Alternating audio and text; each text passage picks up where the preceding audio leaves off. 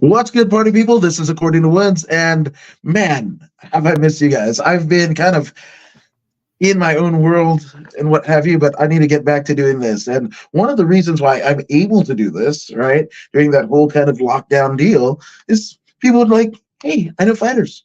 Let me send them to you. It might be good, right? One of those people, one of those influential people, is none other than Gary Brown. Gary, what's up, bro? Hey, man, how are you? Amazing. It's just amazing. Like I said, it kind of got, I was like, do I know how to do this anymore? It's like, but at times you kind of figure out like it's riding a bike or whatever the euphemism is. You just got to get back on the horse and hope it doesn't buck you off.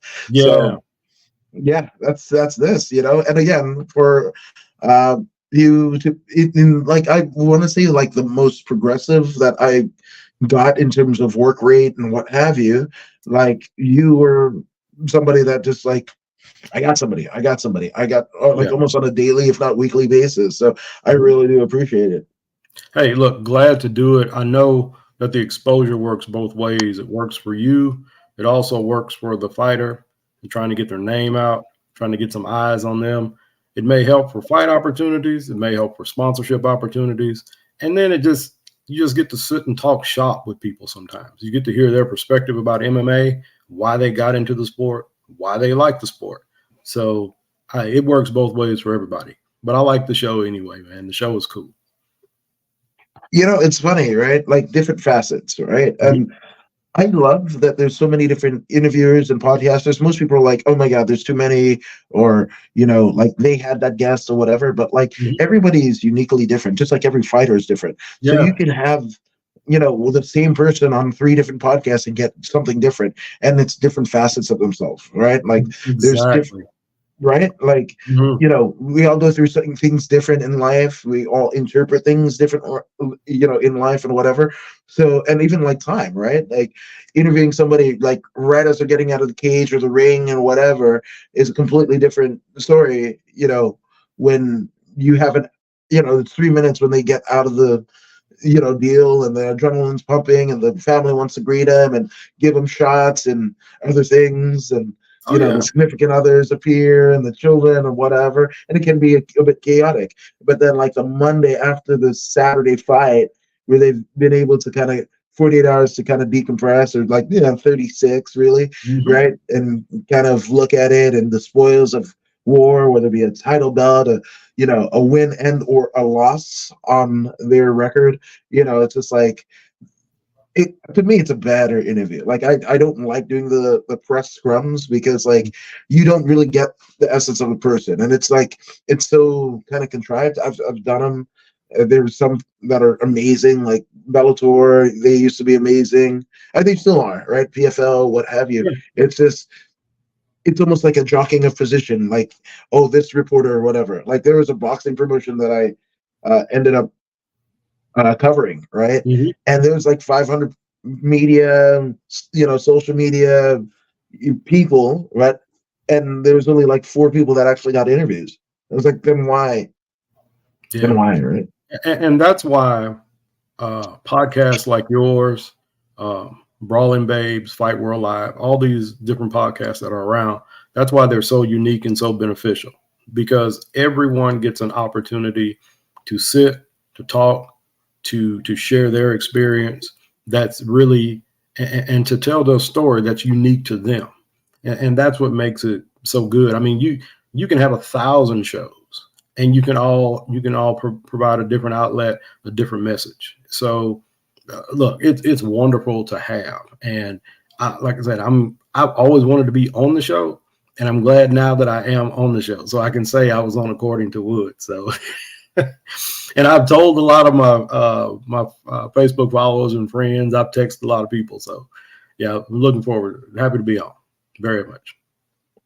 I appreciate it. No, I'm not a fan of the gotcha journalism where like, you get in, false sense of security and be like, and it becomes a clip somewhere and now they're embarrassed and now nobody wants to talk to you and whatever. That's the worst, right? I mean, it is. It's a love-hate relationship, right? Because like, man, if I got $5 to burn and I'm at the bloody grocery store check line and National Enquirer is talking about Bat Boy, I am in. Sign Yeah. me up for Okay. Yeah. like, Yeah.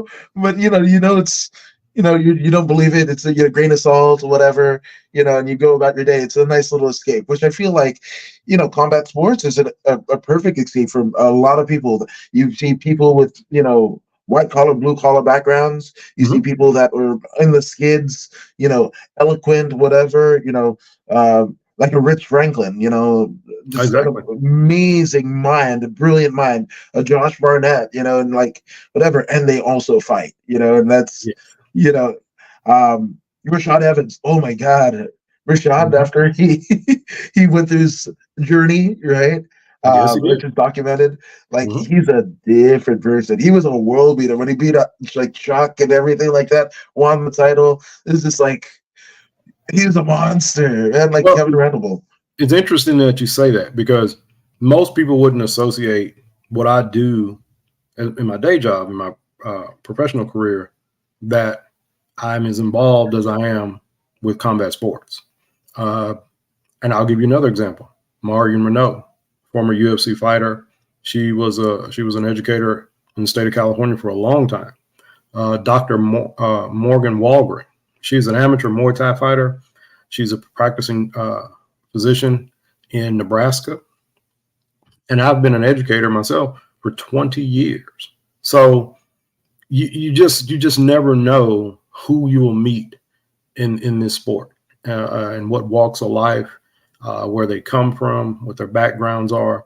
They're as diverse as the country itself. It is a unique melting pot. Combat sports is, and you just it's interesting. It's interesting. I've been a fan of the sport for over 20 years. I continue to be as involved in it as I can, and I've almost seen it from its infancy to see it grow to where it is now. Uh, to see the parity that female fighters are pretty much now on par with their male counterparts. It's something great to see, and the majority of the ladies that I work with, um, to watch the trajectory of their careers. I think Chelsea LaGrasse and I started off working together, but after her fight in Japan, and to kind of see, how she has come along with fighting, to deal with injuries, to recover from those injuries, to continue fighting. Chantel Coates, who I think has been on your show as well. You got Ava Schultz, who is now a retired Muay Thai coach. She had her last fight about a year ago. Brittany Neiman, who is about to turn pro as a professional fighter, but she's also big in the competition jiu-jitsu world. So to see these ladies move through their careers, to see that I can be a part of them, watching their careers develop, watching them achieve the things that they want to achieve in their careers is very rewarding. Uh, the sport as a whole has always interested me, from practicing martial arts myself to now watching my son practice martial arts to watching the first UFC event and wondering, wow, they really do this. This is something like Street Fighter that you see that you play on a video game, and to actually watch guys go in the cage. And what most people don't understand is they think that, yeah, it's just about beating the other guy up. It's really not about that. It's about whose discipline on that given night or that given day is superior. Whether you're a boxer, whether you're a grappler, whether you're a Muay Thai practitioner, whether you are a Valet Tudo fighter. That's really, really the essence or the ethos of the sport. To see which discipline is superior, who can come out on top, or who can have longevity in the sport. And that's what's so interesting, even to this day, with all the promotions. And I promote a lot of, I promote your podcast on my page, Combat News. I promote a lot of fight events, a lot of videos. And the purpose of that is to just get the message out for combat sports fans. Do you like this? You can watch it. Do you know about this coming up? Local fighters, if you have a chance, can you get on a card? I would like to give a shout out. I'm wearing the shirt. I don't know if we can see it, but I would like to give a shout out to Waylon Clark of Maverick MMA.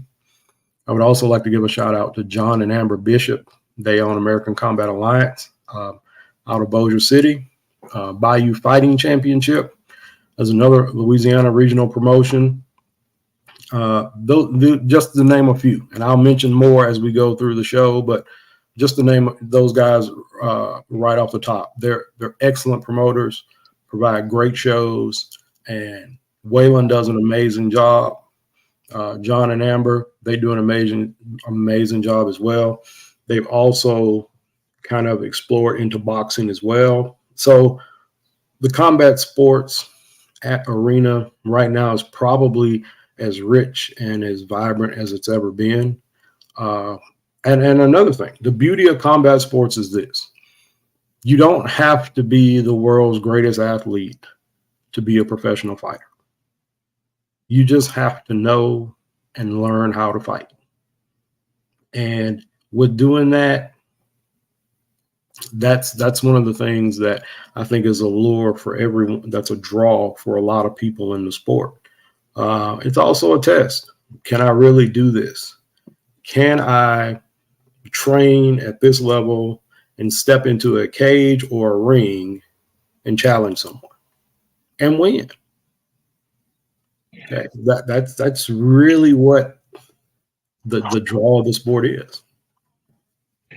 It's wild. As you were talking, just how far that the landscape has changed in 20 years that you've been in the business. And, I mean, Andrei Arlovsky was the UFC heavyweight champion with the mouth guard and the, flame hats, and Tito and Chuck, and, women will never fight in, the UFC, and, what became MMA, because it was still no holds barred here in California, right? NHB, it'll never happen in California. It never happen in New York. It will never.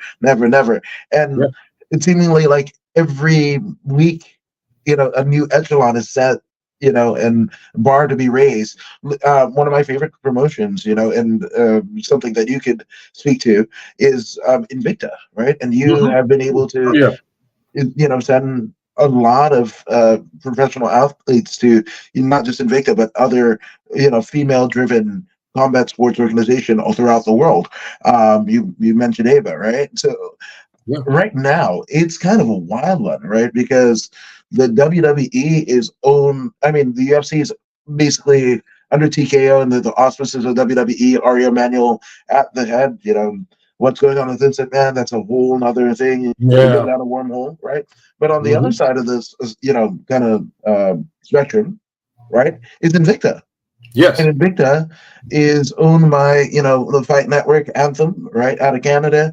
And, they own Invicta, but they also own Impact Wrestling, which also in the, kind of grand scheme of things, we weren't, Impact with a resurgence. That wasn't on my 2024 bingo card. I stopped watching, when AJ Styles left, right? And, you can't pay your top guy and whatever. And and I don't know if there's any synchronicity between the teams and whatever, some of the wrestling folk come over and, do the Invicta fights or vice versa or whatever. But I mean, Invicta, nothing against the Scottish Rite Temple, because it was awesome. It was, it was the home of Invicta, right? But where they've done their last couple shows in Denver at a warehouse or whatever, it's such a weird, cool aesthetic. And that's also, as you have done, traveling around and going to different promotions, and what the promoter, what the referees, the feel of it, the fighters, why do they want to come back? Is it your aperture system that has the same LED lights as some of the big leagues, and what that promoter envisions MMA to be? Is it a white collar affair with a $500 a plate deal? Is it just your, make them bleed from old school days? What is it? And basically these promoters catering to their respective fan bases, and, even the fighters in which, fight for them. Well, I think from the entertainment perspective, where you have Invicta being purchased by Anthem Sports, where you have Now it's called TKO. They own the UFC and the WWE. I think from, of course, not from an actual combat sense, but from an actual entertainment perspective and a fan draw, I can see the merger of the two together, because you can have them on shows, you can have professional fighters, on wrestling events as a draw for fans, and vice versa. So from that aspect, and really what it's all about is getting eyes on the product, whether it's wrestling, whether it's UFC, whether it's Invicta, even the regional promotions. It's about getting eyes on the fighters and drawing as many people. The hardcore fan, they're going to show up, but you want to pull from those outskirts. The fans are, well, maybe I know a few fighters, don't know a lot, but if they're on the card, I may go, or I may go with some friends. So that's really what combat sports really wants. Is they want a bigger fan base, they want a more entertaining event, and they want a venue that's enticing to everybody, which is the same thing that wrestling wants. So I can see the definite merger of the two brands, and I can see, because they pretty much share the same goal. It's wild. Yeah, it's just a crazy kind of landscape, right? Because anybody that watches like one product or the other, right? Wrestling versus MMA, sometimes those fan bases do not, they don't come together. Like, the fight fans, they're like, that wrestling BS, like, I don't like it, it's fake, whatever. And then, the wrestling, I was like, they really bleed and whatever, and it's not a hardcore match. Like, what is it, like, but it's funny because, like, you and I have been in locker rooms with fighters and whatever, and sometimes the same night as like a, WWE or, pulling something up on YouTube, whatever, the fighters, as they're getting a hand wrap, they're watching a Macho Man Randy Savage promo or Bret Hart, whatever, and it's just like, and same thing, right? Like, so the fighters want to be wrestlers, right? Look at Rampage Jackson, literally kind of like, you take in Junkyard Dog's gimmick with the chains and the howl and everything like that, and making his own legacy out of it, right? In a completely separate entity and what have you, right? And then also Josh Barnett fought in yes, for wrestling. Yeah. I mean, go for it. Because I mean, for me, Josh, it's kind of cool to call him a friend. When he was on the pod, like a couple of years back or whatever, I opened the show with his like Japanese like suit softly, action figure and whatever. And he's like, "Where did you get that?" And I was like, it was a fan first deal. Like, you don't even understand. And even like there are times where we've, like we have a lot of mutual friends, and where I feel like I broke the kind of broke bread with him, right? Is he also trains fighters, he trains pro wrestlers, Shayna Baszler, Simon Gotch, Davey Boy Smith Jr., Harry Smith, like, both fighters and wrestlers all throughout. And he had some amateurs, like Johnny Robles is actually fighting not too far from now, and he's mentioned on the Joe Rogan podcast and whatever. I saw these guys and girls as amateurs, and Josh takes them to the Saitama Super Arena if there's a Risen show or what have you, and they get these experiences. He's fighting for the KSW world title. He just announced that, like at 40 some odd, and he's still with it. He's probably one of the most interesting people and most well-read people walking this earth. And like, funny enough, like during WrestleMania weekend, there's a place in Hamburg, California. It's no longer there, but it's called Grill 'Em All, and they were like the first couture like food truck place, right? Them and a couple others, right? And then they ended up getting a brick and mortar place, right? And all this place is metal and wrestling and fights and whatever, right?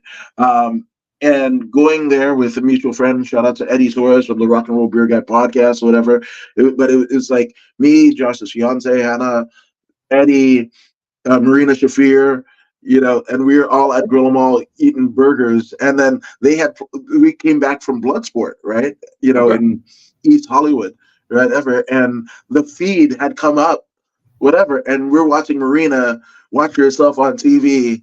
And also they used to have a wall where everybody would sign, Dolph Ziggler, Barnett, everybody that would come through and whatever. And I have footage. I haven't released it because it's not my whatever. I'll send it to Marina, and if she's cool with it, whatever. But it was just like a cool thing that she signs right next to her sensei, Josh, Wow. your big brother, and it's just like to get to be a part of these like moments, it's wild. But again, pro wrestlers, MMA people, MMA people love pro wrestling. DC, screaming his lungs out when Seth Rollins cashed in, like those seminal moments. And it's, and I mean, even Rampage and Tito, they try to, have dalliances in TNA and whatever. And they were like, this is too hard. If you look at Ken Shamrock and Dan Severn, they both competed in WWE. And catch wrestling that Barnett is known for, that really translates to both sports pretty well. For professional wrestling, it gives it realism. And, wrestling itself has always been a strong base. It's really one of the 4 pillars of MMA. So it's always been a strong base for mixed martial arts. So I can see, how Josh can easily move between the two. But you had some crossover. Ronda Rousey is the most recent. She and Shayna Baszler, they crossed over to the WWE. So you had some. So you can see how, the mainstream appeal. And what they do is when they transfer over, they carry those fans to professional wrestling with them. So it's definitely can be done, and it can be done successfully. I don't think Severn was as successful as Ken Shamrock, but he did have some crossover appeal. Ken Shamrock lasted a while. I mean, even Kurt Angle. Kurt Angle was an Olympic level wrestler who. Hey, this is Zada Zang. Hey, this is Zada Zang. Had the largest. He probably had the largest following of any pro wrestler, I would think, to this date. Kurt Angle. I mean, he won the Olympic gold medal in '96 in Atlanta. Everybody knows his neck was hurt and things of that nature, but he had the biggest crossover appeal. I think he pretty much kind of set the standard for someone coming from a true amateur sense to the professional wrestling arena. You also Brock Lesnar too, UFC heavyweight champion, crossed over, massive appeal to WWE. So you've had your examples of it, and when the star has a lot of gravitas and they can pull people from any venue, then you can definitely see the marketability from that standpoint. I love that you mentioned Dan Severn to start it off, man. Like, you talk about another one of my favorites that we've had. Like, I think I added him like right before lockdown on Facebook, and it was like he had maxed out his 5,000 follower limit and whatever. He shoots me a DM message and goes like, "Oh, I'm so sorry. Like, I saw it. I wanted to approve it. Whatever. Here's my other page. Whatever." And then he shoots me his number. He shoots me a number and calls me. We have a 4-hour conversation. Wow. Just on the phone. Wow. And he's talking about training with Stu in the dungeon and, Al Snow cornering him. And I've been fortunate enough to interview Snow for a promotion that I used to work with and what have you, and got his kind of take on it. So it was like the missing piece, the missing link. Shout out to Dewey Robinson, the missing link, right? But and it's just cool. And he gets lost in the ether where for me, watching him come out with Cornette with like 4 non-WWF titles and whatever, and I'd always heard about the NWA via the WCW and changing it to international title and whatever, but like this is the guy, right? And one of my favorite, he was rocking 2 of my favorite belt designs. I'm a bit of a belt mark, right? So the NWA, 10 pounds of gold, I have a replica of that, and then the UFC Ultimate. Those 2 were so beautiful. Like, they need to reproduce those and whatever. And even like the old school UFC logo with the dude's arms out. Oh, so beautiful. Like the way, and I mean the last incarnation before the golden Dixie cup plate, whatever. I'm not a fan. Looks like a bloody hubcap. But I mean, even that was great and prestigious. Like I usually kind of rate belts, right? If nobody knew what you did and you're having a family function, right, and you have it on your mantle, Mm-hmm. people are like, don't know what you do. Well, what's that? Oh, that's the UFC, whatever. Oh, it looks great. I don't even know what this is, Mm-hmm. and that's it. This current bloody title, the legacy belt, I'm not a fan of. The BMF, I'm not a fan of. No. Mm-mm. So many And great designs. let's not forget what Dan Severn was in the early days of the UFC. And let's not forget the people he ran through in those early tournament days. He was one of the most impressive wrestlers that we had seen at that point until he ran into Mark Coleman and lost. He was dominant. Dan Severn was dominant. He was. I mean, the tournament. I mean, he did damage in some of those early tournaments. He did damage to some fighters. That dude was awesome back in the day. He was. He's a true UFC legend. True legend. Mm-hmm. In my head, I'm kind of working out like, I would. This is how if I'm daydreaming at any point, I'm all like, what does it look like? Eddie Bravo versus Johnny Saints, first World of Sport rules and then EBI. Like, what does that look like? Right. And, another one is like Dan Severn versus William Regal, like Blackpool, England, Wigan trained versus Coldwater, Michigan. Sign me up. I don't care. Like, somebody make an emulator out of that. I want to see that, like Deadliest Warriors style, like. Yeah, I mean, hole for hole in the early days, the striking was not where it needed to be because they weren't complete mixed martial artists. But pure grappling, not many people I put ahead of Dan Severn. Not in the early days. Nope. He's very impressive. Absolutely, absolutely. And I mean, it's crazy, like, Severn and Couture, right? They start their career where it's the twilight of many people's, even currently, right? Like all of the advancements in medicine and all the things that the UFC allows that they didn't allow before and all this stuff and whatever. And still people are kind of tapping out at 38, 39. That's when Severn and Couture are starting. They already had families. They already had a life, Yeah, I mean, Couture with his comeback, when he beat Tim Sylvia, he was late in his career when he came back. And again, Couture, should be on somebody's MMA Mount Rushmore for what he did in the UFC and what he did at heavyweight and light heavyweight. A true fighter, still now one of the best gyms to train at, Extreme Couture. And, just to sit down and get knowledge from that guy. Wow. That'd be impressive. That'd be impressive. Very much. Yeah, 100%. I mean, of a different era, you could throw Don Predator Fry or Dan Henderson in that deal. Big Daddy Gary Goodrich, Rampage Jackson. And it's funny because, like, most people, like, even like commentators, like now am I seeing a Brian Saxon and whatever, but representation, here we are in kind of Black History, I mean, not kind of, but Black History Month, and, the deal about, maybe not having Black History Month because it's the same 5 people over and over and over and you don't learn anything different, right? Mm-hmm. Like, in wrestling spheres, right? And MMA spheres, like, in wrestling, Bobo Brazil and Sailor Art Thomas and, what is it, Sweet Georgia Brown, would draw money, right? Big Daddy Goodrich, a Canadian, American, big giant of a man. Thunderbolt Patterson in Florida.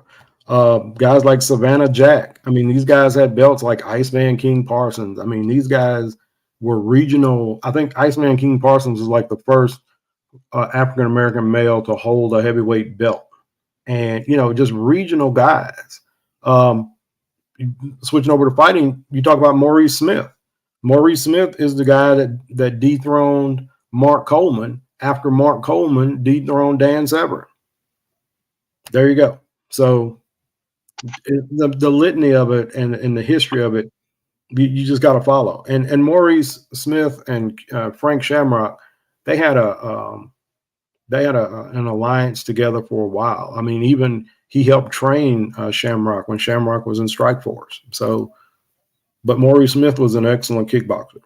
And again, he was ahead of his time because you had guys back in the early days of the sport, they could do one thing and do one thing well. Maurice Smith was the kickboxer, and Coleman had no answer for that. He had no answer for it. Just like most people had no answer for Severn and Coleman's wrestling. And then you had the evolution that took a step further was Kevin Randleman. And he and Mark Coleman, not only in the UFC, but in Pride, they fought a lot. So, you saw the sport evolve. I mean, I don't think anybody was really complete in the early days except Marco Huas. And with the Vale Tudo background. I mean, he was more complete than anybody. If you remember the fight that he had with Paul Varlins and way, way back in the early UFC days, nobody expected him to beat Paul Varlins. We're like, this guy's like 7 foot tall. And here's this little guy. He's not going to beat him. What are they even having this fight for? And true enough, he ends up beating him. Again, that's the beauty of fighting. No, 100%. Oh, since we're kind of on the subject, and shout out to Boss Rutan, shout out to Ken Shamrock, and again, the guys that are there, Stephen Quadros, like, those are some of my seminal, like, Michael Travello, like, some of my prime watching was those guys, Amar Ronaldo, at the helm. And, Frank Shamrock, who could forget in Pancrase, like him and Boss just slapping the hell out of each other. And, Frank is laughing. Like, who does that? Just like completely psychotic. This, it had all the skill, but also psychotic. Like, I mean, look, those guys were tough. Those guys were tough. I mean, those old school fighters, they were tough. They were, and much respect to them. Of course, the sport is a lot safer now, and it's. They're a lot quicker to stop a fight and things of that nature. But the guys in the old days, they were tough. I mean, Don Fry, I remember in Puerto Rico when he fought and won, I didn't think anybody was going to be able to beat Don Fry. Of course, he looked like Tom Selleck. I'm like, who's going to beat Tom Selleck? Nobody's going to beat Tom Selleck. But Don Fry is another one. Went to Japan, fought well. Chuck Liddell in the early days, man. Fighting combat sports has a rich history. It has a very rich history. And, hardcore fans and people that follow the sport like you, myself, and a lot of others, they understand that. They understand that history. They understand, these guys are fighting 3-4 times a night, whereas now you only have to fight once. So, I mean, the sport has truly evolved, but you had some legitimate warriors back in the day. Tank Abbott, come on. I mean, wow. Tough guys. 1,000%. Which, I mean, man, I mean, we're kind of talking about like this, where MMA has come from and where it is now, right? Mm-hmm. So there's like a couple different, divisions, specifically in the UFC. Like it's wild, right? Where, UFC used to be the cream of the crop, right? And now, PFL has, folded into, Bellator has folded into the PFL. Now, some of the super fights that us hardcore want, it's happening, right? And they're taking all the gold. But the UFC, with Francis leaving, the heavyweight division is kind of in peril. You've got John Jones as I guess he's the lineal champion, but like MMA On Point does some great deep dives of each division in the UFC and whatever. And I'm sure it's like gotten even crazier since they did that like 3 years ago or whatever. But I mean, let's just say if John Jones's title is the most lineal, dating back to Severn and those ultimate titles, right? And then you have coming up, who's it? Tom Aspinall, who's the interim champion. The interim championship is actually getting defended. That's it. Like, what do you make of all of this? Well, in all honesty, I think the heavyweight division got cheated with the injury history to Cain Velasquez.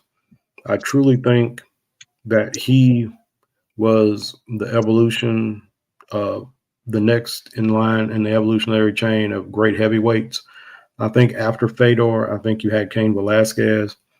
Actually, a healthy Cain Velasquez, I put in the cage with anybody, and I expect him to come out on top.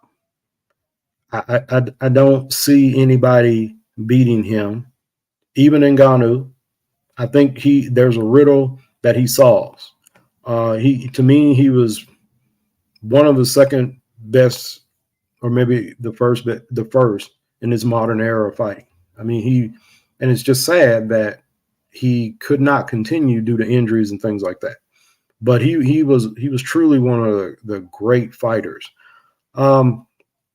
John Jones, I definitely think that he'll win. I mean, he'll find a way to win. He's been a dominant champion. He was dominant when he had the light heavyweight title. I think that'll translate fine into it's so far in the heavyweight division. They just need to settle it. I think Aspinall, that has the belt right now, yeah, he's a willing opponent. He is a game fighter. He wants to fight. He's asking from whomever. I think Stipe would be up next for him. I think because Jones is injured. So, I mean, let him fight and let him see. But I think ultimately the fight that the UFC wants, and I think that the MMA community wants, is John Jones and Stipe Miocic. And that fight can go a number of ways. Jones definitely has his advantages, but I think that Stipe has the advantage when it comes to power in his hands. So it'll just come down to it. We do need some fresh blood in the heavyweight division. Eventually, Francis Ngannou will probably transition away from MMA and stick primarily to boxing because, for one, it's not as taxing physically overall as MMA is. Okay, I don't think people realize like what goes into mixed martial arts and all the training and the breaking your body down and having to build it back up. So I think Francis will eventually do that. I think he'll honor his PFL contract, and I think there'll be some big fights for him to have. Of course, the fight that the UFC and combat sports missed out on too was John Jones versus Ngannou, which is what everybody wanted to see. Now, the next big one will be Jones versus Miocic. If Miocic can get by Aspinall, which in the fight business, you never know what can happen, who can do what. So looking at that, the heavyweight division does need some new blood. It's a glamour division in pretty much all combat sports. In boxing, it's a glamour division. In the UFC, it's a glamour division. That's why when Brock Lesnar had the belt, all eyes were on him. You had some of the biggest pay-per-view draws in the sport when Brock Lesnar fought. He is a polarizing person. Even in the WWE, if Brock Lesnar's on a pay-per-view, the numbers are up. If Brock Lesnar's on a pay-per-view for the UFC, the numbers are up. And the thing about Brock is everybody wants him to do one more. Brock, one more UFC fight. Brock, one more pay-per-view. I know that there are some things going on right now with him, and he's kind of in limbo, but he's always going to be a big draw. And the heavyweight division needs a draw like that. They need him. And, of course, John Jones is another polarizing figure that whether you like him or you don't, he is a draw for the sport. And when he has a belt, when he's active, people watch. People want to see what's going on with him. So, I'm looking forward to it. I do think that the merger between Bellator and the PFL will be better for the sport because it will give the UFC the much needed competition that it needs. Bellator's roster as it was not deep enough to compete with the UFC, and they couldn't develop cards that were stacked enough to give you an actual alternative to watch the UFC. So, I mean, if the UFC and Bellator are going head to head, and Bellator has their champion Vadim Nemkov, they have Ryan Bader on the card, they have the other brothers, the twins, if they have them on the card, if they have Cyborg on the card, and you have the UFC that has a list of some of their top fighters on the card, who do you watch? 9 times out of 10, they watch the UFC, and that's one of the things that hurt Bellator and prevented it from, being an actual true rival to the UFC. It became an alternative to the UFC. If the UFC didn't sign you, you could possibly get signed by Bellator, but again, the roster itself was not deep enough, and there wasn't enough in the shows to keep people interested. But all in all, I mean, Scott Coker did what he could with the promotion. He kept it going. There were a lot of foreign fighters, more so, and a lot of American fans didn't recognize the fighters, or I think Bellator probably could have done a better job of marketing the fighters that they had. I think PFL will do a better job of that. Basically, I think that the merger will benefit the sport as a whole, because true competition always benefits the sport. And I think it will definitely be more lucrative for PFL. You can have better fights. You can have Cyborg can fight some of the ladies in their division, and Ngannou can fight. Bader can fight. I'm not looking forward to a Bader Ngannou fight. I'm not looking forward to that. No, I'm not looking forward to that. I don't know how that would end. It could end with Bader just taking Ngannou down if possible and just holding him there, or it could end with Ngannou possibly knocking him out. But that's not a fight that's a huge draw to me. So there, he would need someone in the heavyweight division that would be a draw. But it will be good. It will be good as far as the cards and the amount of fighters that they can put on cards, the deep talent pool that they can draw from. That's why the UFC continues to be the leader, is because they have a deep talent pool. They're marketed as the best in MMA, which is, if you fight here, you're fighting the best. So, and that's the reputation everybody has. And other organizations just don't have that right now. And the UFC as a whole, I mean, they sell out. They sell out the venues. They don't have to have smaller venues. They can have big venues. They know how to hype a show. So, overall, but I do think it'll be good. I do think it will. Yeah. I mean, you kind of touched on it, because obviously UFC's kind of got that heavyweight division ever since Francis left. It's kind of all over the place, right? It's like hot potatoed. But another thing, is the fate of women's MMA. I mean, obviously, less places to work, and we've seen it with wrestling, right? Where, if one promotion gobbles up the other, famously, the territories to Vince McMahon, or WCW to Vince McMahon, all of that stuff, right? And now we're kind of seeing it in terms of acquisition, in terms of the MMA landscape. Bellator and PFL are one, right? Not actual one, because there's a promotion named One on the other side. But even that, you're seeing like former UFC, competitors like Sohee Ham going over there and just like tearing it up over there, right? And so one thing that I'm kind of like cautiously optimistic of is women's MMA as a whole, right? And one of the reasons why I love Invicta so much is the fact that, in many ways, even with the Ronda Rouseys and Chris Cyborgs and Amanda Nunes and Kayla Harrisons and these, or people that look cool, like Ashley Evans Smith, right? Like, and they're doing things outside of combat sports and everything.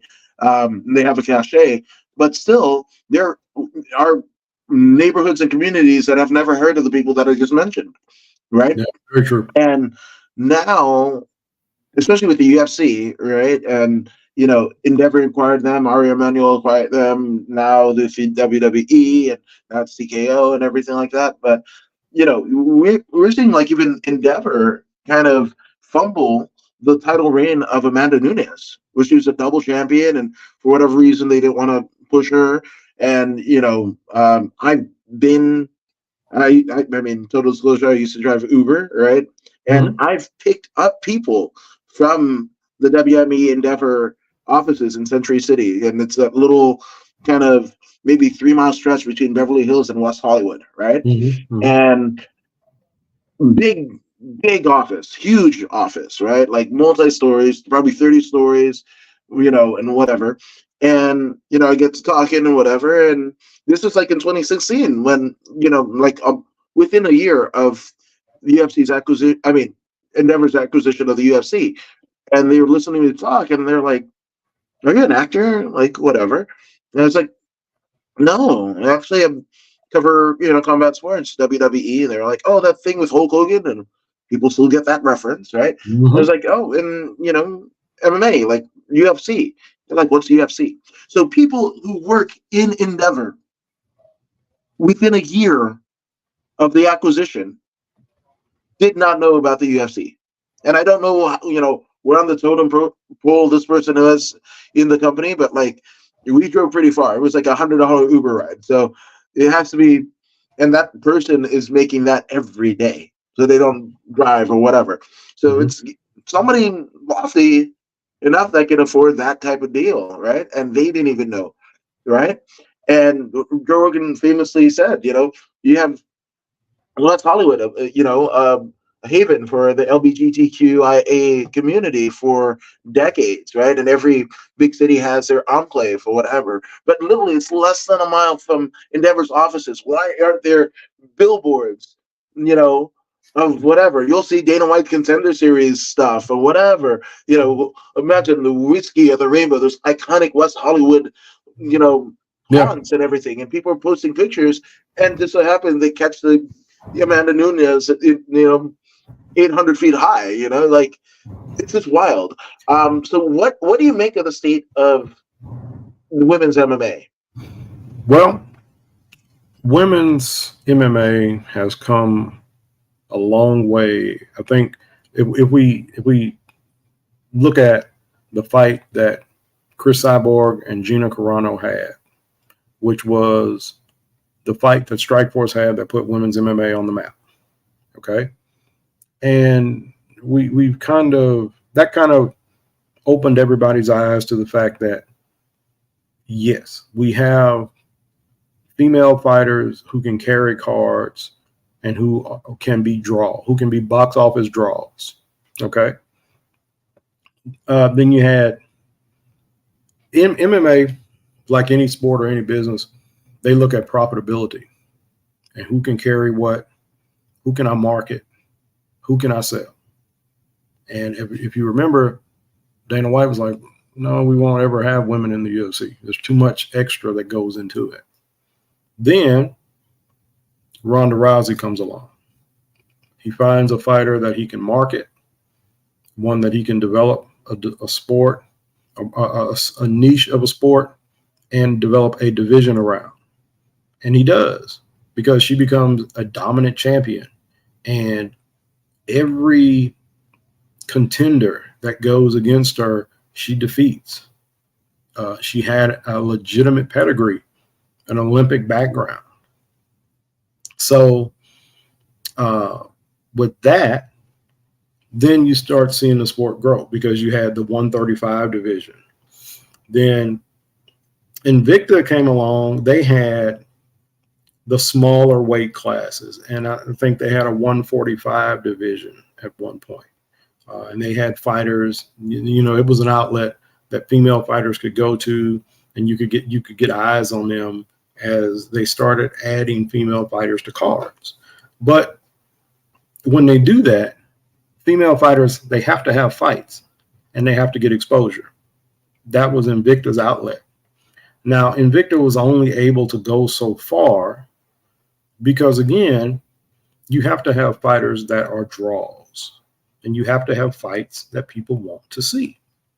So, and when you do that, and in other organizations that start to carry female fighters, the bigger organizations are always going to cherry pick from your organization. They did it with Andrea KGB Lee. They did it with Megan Anderson. They did it with Carla Esparza. They did it with Michelle Watterson. A lot of these fighters, they were getting picked from Invicta and going to other organizations. And it was good to see, because now you're starting to see, eyes on female fighters. And you're really not looking at them as females, but you're looking at them as fighters, which is what you should look at them as, just pure fighters, because they are. They train the same. They have the same camps. They're putting in the same time and dedication to their craft. They can be coaches as well as fighters. And so the talent is there. They just needed the opportunity in the venue to do that. Again, you look at Strikeforce as starting on that path, and then you saw the gradual development of it. Now you're seeing fighter or female fighters that can carry cards, that are fighting higher up on the card, the main events, okay? No longer just the prelim fights, okay? Their main draws, their main attractions, people are buying tickets to see them fight. I think it's great. I've also seen the evolution of it in bare knuckle. Female fighters in bare knuckle, they are becoming draws. They are talented. The fights are spirited. They are making names for themselves. So I'm happy to see the sport where it is. And again, it's more or less parity across the sport. It is male fighters, female fighters getting decent fight purses. They're getting positions on cards that they should get. And so now you almost see it as not even an issue, where 5 to 10 years ago it was a big deal to have multiple female fights on a card, or multiple female fights as a co and a main event. Now it's just commonplace. You expect to see it, which at this point, that if you come to expect it, there's a normalcy in it. And I'm very glad to see that. I'm glad to see it across bare knuckle. I'm glad to see it across jiu-jitsu competitions, and I'm glad to see it in MMA.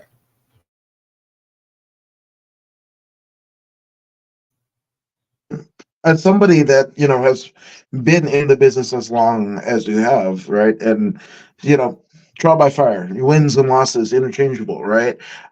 That's really interesting to hear your take, because you've worked with some of the top and still continue to work with some of the top organizations around the world, cultivating talent and what have you. So it's really, I really do appreciate that, because you don't get a lot of that. We have like third, fourth, fifth hand account of what went on in the boardroom and what did the interns say or whatever. You've been in some of those negotiations and what have you, and a short notice fight here or whatever. So I thank you for that. Which now I feel like I'm Finn Balor, because we're gonna hit a coup de grace, because the UFC, right, under the auspices of now TKO and Ari Emanuel, and a lot of people don't realize it, but Ari Emanuel was the kind of spiritual inspiration behind Jeremy Piven's character in Entourage, and that was a big show for HBO. But not know, like, oh, who's Ari Emanuel or whatever. It was like, no, watch Entourage, you'll figure it out. And that's where he has risen to the top echelons of one of the most, even before it was WME Endeavor, William Morris Endeavor, that it in itself was, so many stars of Hollywood's golden era, were a part of that, and they're contracted stars and what have you. So they're stars, right? Connor is going to do what Connor does. They've already lost Ngannou, right? Tom Aspinall, a great fighter. I feel like he could go down as one of the great in the conversation of greatest of all time. Obviously, there's Fedor, there's Kane, There's Brock without diverticulitis. There's Severn who, has wins in the hundreds, like triple digits.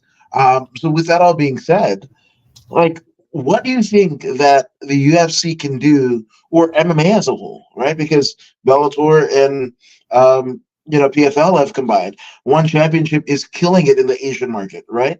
And they do pretty well. I love, if you ever check out One Championship, right, on Prime, that is worth the price of admission. Screw the 2 days shipping and everything. That's kind of cool too. But I mean, the presentation of One Championship is, I want to say, second to none, and there's like Lux fighting in Mexico. They're, it's like white and gold cage with the nice, belt title design and everything. Right. But like, you can say that, it's almost like how people say about like AEW. All right. They have great matches.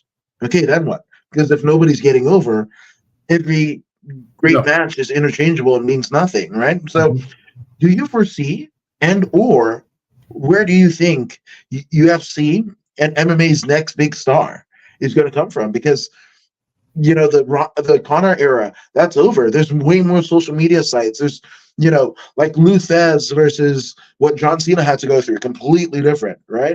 Met all the obligations, but the metrics were different, right? Ed Strangle Lewis, it had a different role as Bret Hart, right? So in terms of like, what is an entertainment company that owns two of the most globally recognized combat sports properties? Where do they do? Because the WWE, in spite of Vince McMahon and what's going on, they figured it out. They're getting people over. There's like 5 guys at one given time. Randy Orton is hot again, which I never thought in the twilight of his career. He's getting the biggest run of his entire career, right? But UFC is kind of stalwart. So as we lead into UFC 100 and beyond, like, where do you think that UFC's kind of focus could be in terms of cultivating that next star? Because they tore down Ngannou.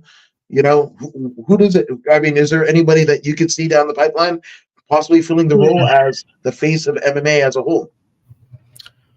Wow, as the face of MMA, really right now, I'm kind of, I don't see the big star that appeals necessarily to the novice fan. I would say probably John Jones, Conor McGregor right now, that if they walk down the street, people are like, oh, okay, I know you are. I think probably Conor McGregor more so than John Jones, because Conor McGregor has pretty much become ubiquitous in where he is and how he's expanding the brand of himself. So with that aspect, I think right now he is the marketable guy, in combat sports, because everybody knows him.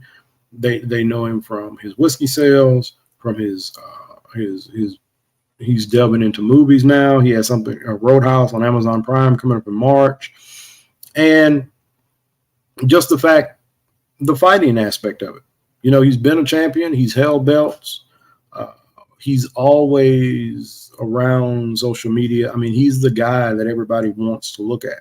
And he's also the guy that makes the casual fan want to go to a UFC event, or maybe even the brand new fan.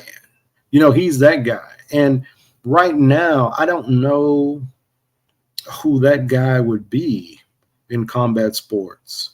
I think, Ngannou's getting notoriety in boxing. He's also still going to fight for PFL. But right now, I don't see that person that draws the casual fan in and say, okay, just like you were mentioning when they said WWE and you said Hulk Hogan.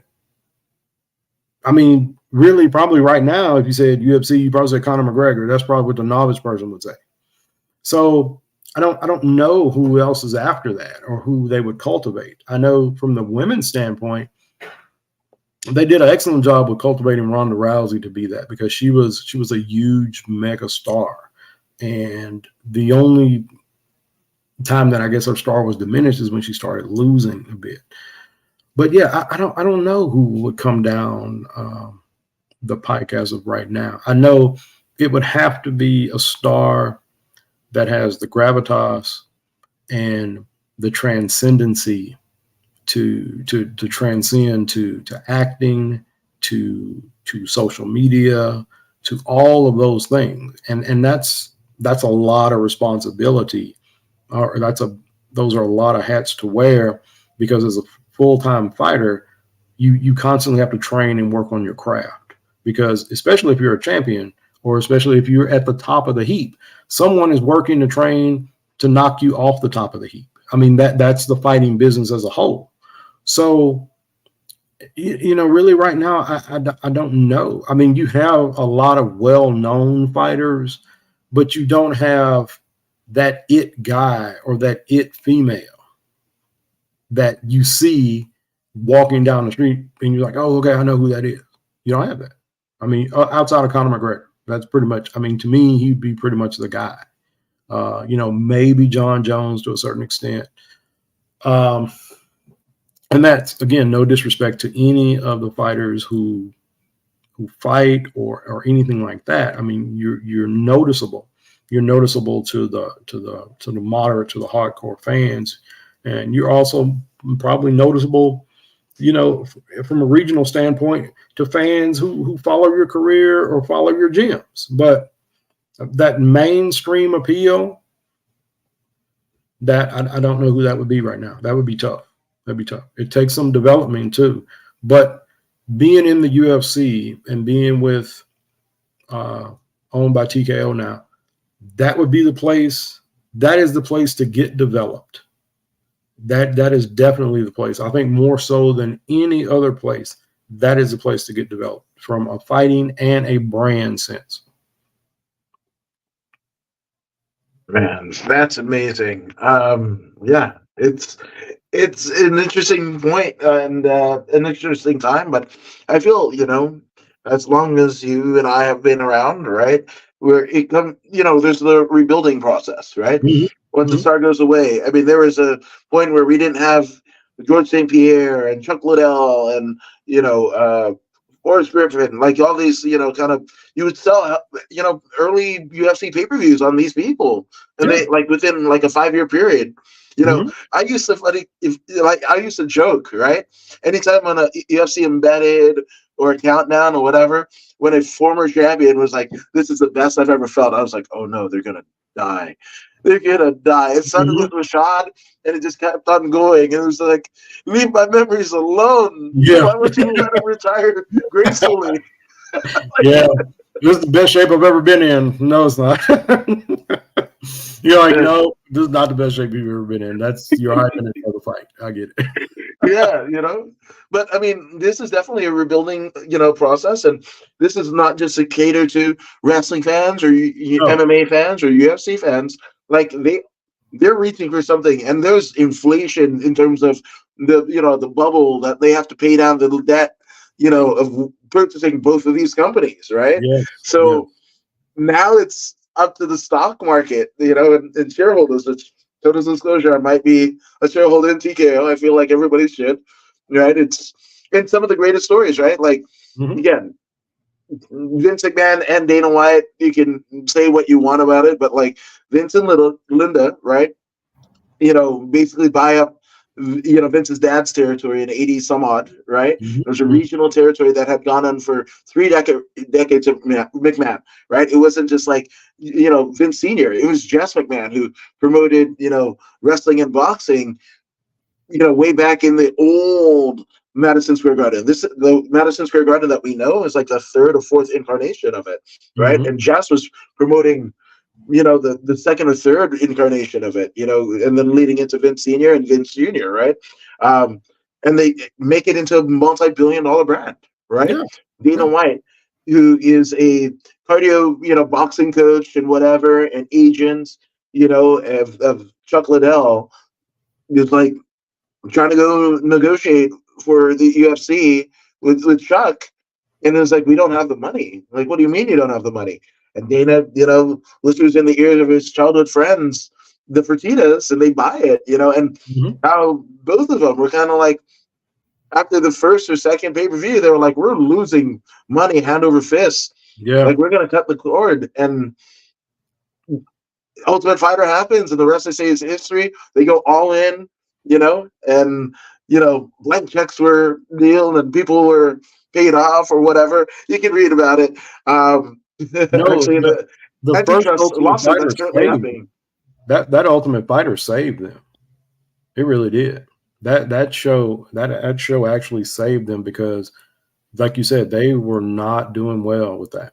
And really, the Forrest Griffin Stephan Bonner fight the night of is what really kind of helped put them over the top too. Yeah, absolutely. But regardless of whatever, right? Whatever the faces of their respective properties, right? Because maybe that's the next star, right? It's Dana White has always been this Dana White in the UFC, like Vince McMahon, WWF, WWE, right? Maybe they're Dana's the new star with Slapbox and all this jazz and what have you. But it's just crazy, right? Because why aren't more business administrative courses in college looking at these two, infant, almost outlawed things that were regional and become a multi-billion-dollar brand within 30 years? It's unheard of. I mean, maybe like the NFL and the NHL and all the other organizations, but we all appreciate and love that in the pop culture lexicon, right? But people kind of thumb their nose at, fighting or pro wrestling. And it's just like, no. We got numbers. Yeah. We got big numbers. Yeah, you have huge numbers. And, one thing about the UFC is that they still have to have a significant number of fights. And then two, they have pared down their roster in recent years. Their roster is not as big. I mean, if you're not performing, if you're not doing very well, they still have to do cost-cutting measures. But one of the reasons why, most people aren't looking at it is because it's a risk. It's still risk involved. I mean, there's still a lot of risk and there's still a lot of chance that you have to take. I mean, one of the things the Fertittas were like, we're throwing good money after bad. And, Dana talked them into it. And the rest is history. But, that was more of a 40-60 kind of deal, more so than 50-50. I mean, it could have easily not been as successful as it is. I mean, then they changed. They went from Ultimate Fighting Championship to the acronym UFC to kind of make it more amenable to everybody and, become part of the vernacular. And they just start plastering it everywhere so it can become, again, part of the lexicon. And people, just now they associate anything with UFC because it's like WWE. They associate anything with that. With wrestling, they associate any wrestling with WWE. They associate any fighting with UFC. There you go. And that's what you want from a brand and marketing perspective is you want to be known first. I want to be the first person to think of. I mean, that's kind of why people still remember Hulk Hogan. As long as he's been out of wrestling, he's like one wrestler you still remember. And for that very reason. So that is, a lot of things had to break the UFC's way in order for it to be profitable. I mean, a lot of these regional promotions, they struggle to be profitable. They have to sell a number of tickets. That's why fighter pay is not as high as it should be. And that's why even when I talk to some promotions and I try to negotiate, I mean, it's based on what they sell. Whereas the UFC, they know if we open up shop and we put tickets out, they're going to buy. Every promotion in MMA or even regional boxing doesn't have that. Bellator didn't have that. That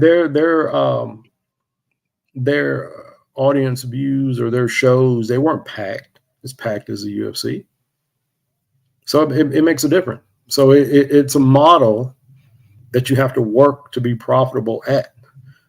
Even wrestling. I mean, the WWE is they pour money into the theatricality of it, into the stars. I mean, there's a lot of money that goes into it to be profitable, to get kids to come, to get to pull that demographic, that 18 to 25 demographic that they want, or even the 18 to 45 demographic that they want.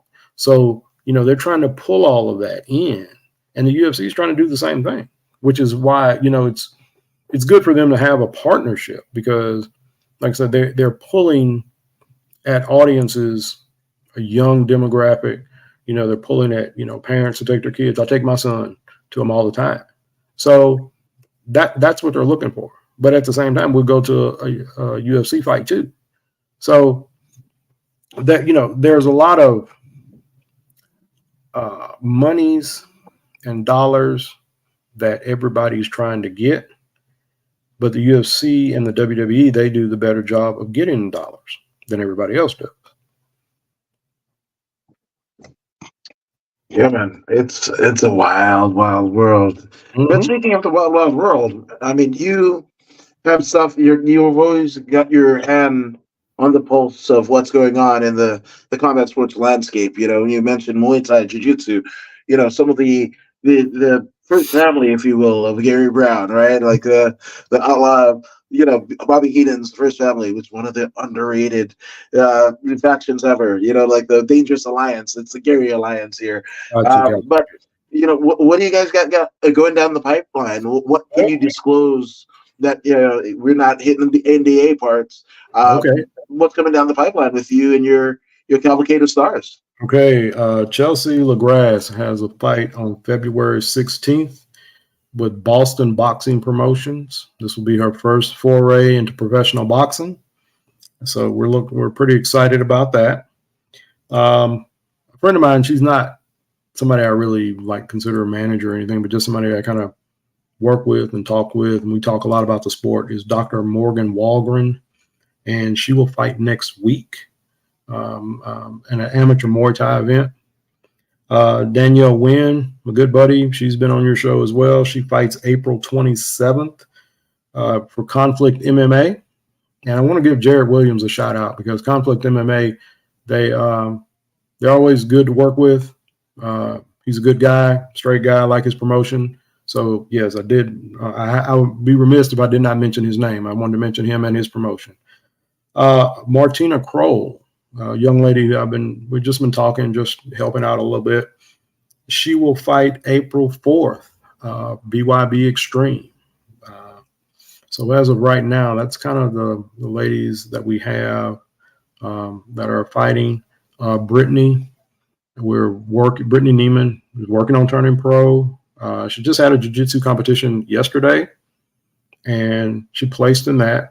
I don't think it wasn't where she wanted to place, but she placed nonetheless. And she's looking at a fight later in the year. So a lot of things going on, a lot of events. The more fights, the merrier. That's always my adage. The more you stay active, the better off you're going to be. Iron sharpens iron. You don't get to be a better fighter by sitting on the couch. You get to be a better fighter by training, by working on your craft, as you do with anything, as you do with any craft that you are a part of. The more you do it, the better off you will become. I also wanted to give a little shout out to Dean Anderson at Knockout Canada. He sponsors a lot of the ladies I work with some great gear, and he's always been helpful and very supportive. So, but as far as fights, that's kind of what we got. That's kind of what we have going on right now. Looking forward to a busy 2024, a very successful 2024 for these ladies. These ladies are all great fighters. I just help them get their name out. I just help them find fights. I am just pretty much somebody who is supportive of them, and I have their best interests at heart. And I definitely want to see them all do well. This is all their dream, to be fighters, and I want them to go as far as they can go. I love it. And, this very platform, right, is kind of love letter to combat sports, and I at times do not know why I like it. I have an unnatural obsession of people getting dumped on their heads, but I want the best for them at the same time, right? But to have somebody that shares, kind of a similar mission statement, to see people achieve their dreams in real time, and they're working 6 to 8 weeks, and for a goal, and then the wins and losses and what have you, what they can gain, they get about, is their family there, their kid is sick and whatever, the parent died, like all of these deals, and it's like a really cool like cataclysm of this like awesome and just crap, and then you just see it, and it's just like, oh, that's why. Yes. Yes. And I'll say this, Adam. Every fighter that I've worked with, I've not incurred or charged one dime from them. Every cent that they earn, every sponsorship dollar that they earn, 100% goes to them. I love it. Just plug it. Which, I mean, you kind of touched on it, but for those who needed, kind of guidance and sponsorship and all the things that you do, how could they reach? What's the best way to reach out to you? You can reach me on Facebook, obviously, Gary Brown. You can reach me there on my social media page. You will also see this interview posted shortly after. So that'll be another good way to reach me. You can also reach me at Gary_Brown at NSU at Yahoo. I'm sorry, let me repeat that. Gary_Brown NSU at yahoo.com. Just reach out if you got any questions. I'll be more than happy to lend some advice, or more than happy to help you if I can. Love it. Absolutely love it. Gary, again, always a pleasure. And I think this is the first time we've actually done it. Again, a bunch of the family, the combat sports family, if you have been represented, hopefully in a deemable, worthy way by myself. But we got to do more of this, and for those that might just think this is a dead channel and I'm not doing anything, it is some, T's to be crossed and I's to be dotted and whatever. But what the According to Woods podcast is going to be in the future, I mean, I'm not going to say it. Of course, you speak it into the universe, but also you never let go, of whatever, because you don't know who's watching. And if you fall short of expectations, you kind of did it here. So just say it. So not to do any more undue pressure on myself, but everything's coming back. Woods and Wade podcast, According to Woods podcast, Voodoo in the Woods is coming back. It's all coming back in optimal ways, right? And I feel like, Gary, we got to do this again, brother. Absolutely. And, I want to just thank you, because you have had a number of fighters. You had Ava Schultz, you had Yolanda Schmidt, you had Lakeisha Williams, you had Brittany Neiman, you had Chantel Coates, and probably some more I forgot. I mean, everybody I seen, you make time for. So, hey, hats off to you, man. I appreciate you. I appreciate your platform, because it is a way for fighters to get noticed, and it's just another way for eyes to be on fighters. So, hey, kudos to what you do. I'm grateful for it. Love to be on the show again at some point. I appreciate that. That's it. Of course, there are different interviews, different whatever, and I'm not comparing and what have you, but, it's different just to have a way to talk, and, and even, like a Cat Pap Rocky, right? Who, it's no secret, she stutters and whatever, and she's getting it out and everything. And I'm just think about, like, there's a kid out there that's stuttering and getting bullied and whatever, and seeing Cat, that's the canary in the coal mine. And so many other people that have fought depression and obesity, anorexia, like all of the things, mental illness, and just become the best versions of themselves. That's why I do it. It just when I first started doing this 8 years ago, streaming wasn't the way it was, and it would just be Facebook Lives and what have you. And those Facebook Lives, before the promotion, both wrestling and MMA had a streaming service. that was the only thing that the fighter could show their family that couldn't make it, couldn't afford to go out of state, out of town, out of country. That was the only thing that existed, and like a Tapology record. Mm-hmm. That was it. Oh, I agree. Yeah. You know, so the sport as a whole is still very expensive. The sport as a whole is still very expensive. And if the higher up you go, the more the specialized training is going to cost. So by no means is it a cheap sport. And you have many professional fighters who are fighting for regional promotions. It should not go unnoticed that they are working full-time jobs as well as being professional fighters. Yes, and I invite everyone, don't know what this is and whatever, check in the archives. We've had, Frank Trigg and, Chanel Coates, the aforementioned, Cat Paparotti, Simon Gotch, former NXT champion. I mean, it's former Impact World champion, and Josh Alexander. Like, it's, if you like things that happen in the cage and a ring, you can find it here, folks. And we're going to make it a little bit more accessible for you, kind of streaming and whatever, audio only versions. It's a thing. We're going to do the thing.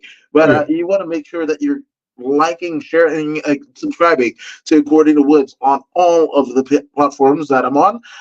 Soon to be more upcoming. I mean, Gary, you're subscribed to the podcast, aren't you? Yes, I am.